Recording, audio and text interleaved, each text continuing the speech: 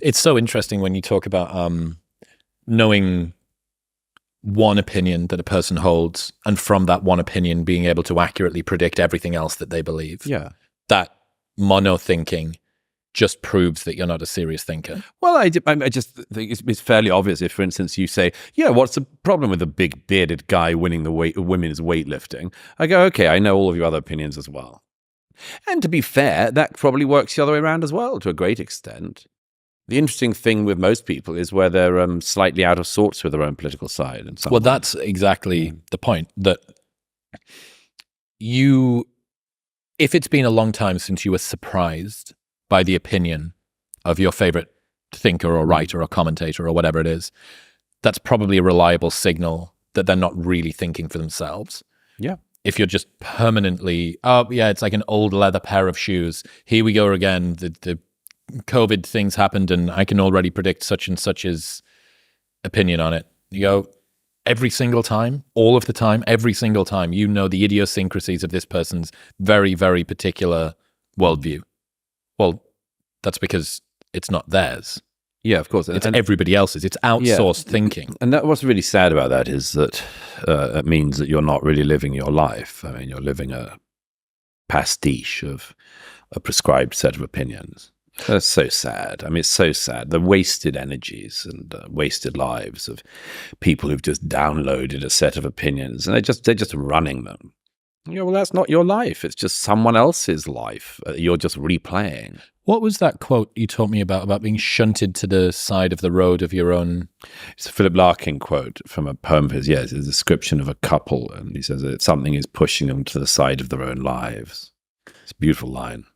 Terrifying line, horrifying line. It should make everyone judge for themselves. What does it mean to you? Oh, well, it means that there's a life that you hoped to live, a life you saw yourself living, and you got pushed to the side of it and ended up not living that life. I think a large number of people have that. Almost all unhappy people I've met have that feeling to some extent. And then you've got a choice of poisons, one of which is to choose the poison of other people held me back. Another is to face up to the fact that you were in some way a coward or a victim of circumstance or something else. But I think one thing that young people, can be encouraged to do is to set out the sort of life they would like to live, imagine the sort of life they would like to live, and then aim for it. And working it out is sometimes difficult, sometimes not. But if you do have that image of your life as you think it should be lived, and you end up not living it, that is, particularly if you can feel yourself slowly being pushed away from it, I think that's a terrible, terrible feeling. It's like watching your own demise occur second by second. Yeah. Fortunately, I've never felt it, but I definitely fear it. Where do you go to find, or to avoid cowardice, or to find resilience or bravery? Because a lot of the time, the easier path is easier, and it's the one that's got the least resistance. And surround yourself with courageous people. Surround yourself with brave people, and that can be bravery of all sorts of different kinds. And when I turned 40, I had a dinner, which I think you weren't invited to, but it's only because you weren't in town, if I remember rightly. But I did get a lot of my favorite people in the room, at least, and it was interesting that. A friend made a speech in which he said it's striking. I won't say the names of the people around the table, but some of whom will be familiar to listeners. But a friend of mine gave a very touching speech I was very moved by, in which he said how noticeable it was that Douglas has surrounded himself with courageous people. And it was from a very wide array of bits of the world and different disciplines and so on. And I was really touched by that because I hadn't particularly noticed that I'd done it. But then I realized I sort of had.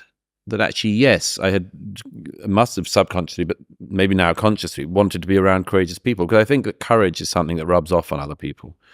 I think it's enormously to be desired to be around courageous people. And that might be different types of courage, some of it physical, some of it mental. So that's one thing. Yeah, surround yourself with courageous people, or at least not cowards, not cretins, not the sort of people who just say the same things that everyone's meant to say and so on. There's many ways people can get out of this non-life that they are being shunted into. Hey, quick break from the main video. If you're finding value in these videos and want to support the channel, I've just launched memberships here on Culture Wolf. It's a simple way to help keep these videos and conversations going, and as a member, you'll get a few exclusive extras and early access to new content. There are 2 tiers to choose from, and every bit of support means I can keep making the thoughtful videos you come here for. If you're interested, just hit the join button below, or check out the membership introduction video for all the details. Alright, let's jump back in. There's many ways people can get out of this non-life that they are being shunted into.